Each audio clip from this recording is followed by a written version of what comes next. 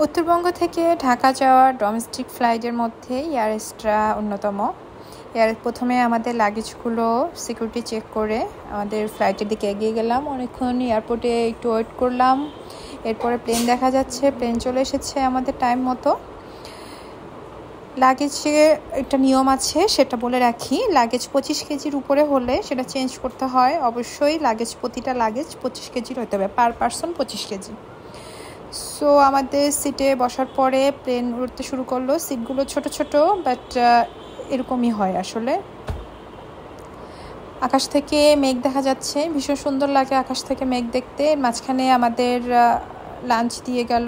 Lunch খুবই ছোট tiffin এর মতো, কেক এবং পানি এবং একটা চকলেট এবং স্যান্ডউইচ।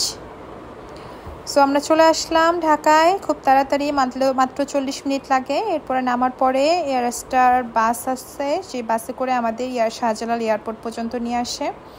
সো আমরা বাসে উঠে পড়লাম। আকাশটা খুব সুন্দর লাগতেছিল সেদিন, আকাশটা অনেক ক্লিন ছিল। সো এখন আমরা ডোমেস্টিক এয়ারপোর্টে ঢুকে পড়ব।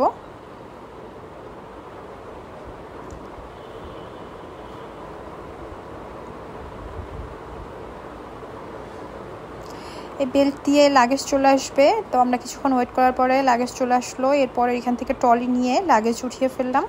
লাগেজ উঠিয়ে এখানে বাস পিক আপ সার্ভিস চালু হয়েছে, কার পিক আপ অ্যান্ড ড্রপ, যেখান থেকে একটা গাড়ি ভাড়া করে ইজিলি নিজ নিজ বাসায় চলে আসা যায়। Thanks for watching. Thank you.